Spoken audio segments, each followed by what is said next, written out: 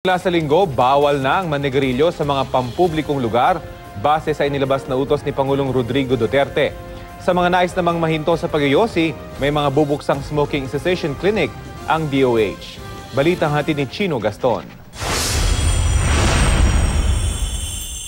Ayon sa Department of Health, kung sa loob ng gusali ang smoking area, dapat may sariling ventilation, selyado at merong buffer zone at automatic door. Kung sa labas o open area, dapat may bubong at mga pader ang smoking area. Primarily, the executive order on the nationwide smoking ban, specifically EO 26, will protect people from secondhand smoke and hopefully help smokers quit smoking because it will be very difficult for them to find a smoking area. Di gaya ng mga dating batas sa pagbabawal ng paninigarilyo, pinananagot ng executive order ang mga may-ari ng building at kumpanya bukod pa sa mismong nagyoyosi. They cannot anymore say na, kasalanan niya naninigarilyo eh. No, you have to make sure they follow, otherwise you'll also be cited for violation. Inatasan ng EO ang mga lokal na pamahalaan na magbuo ng smoke-free task force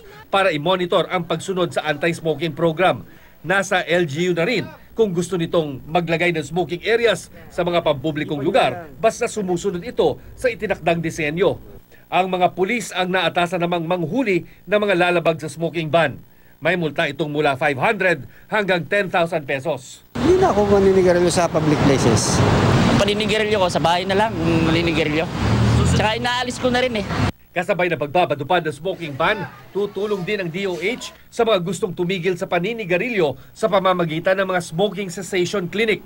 Chino Gaston, GMA News.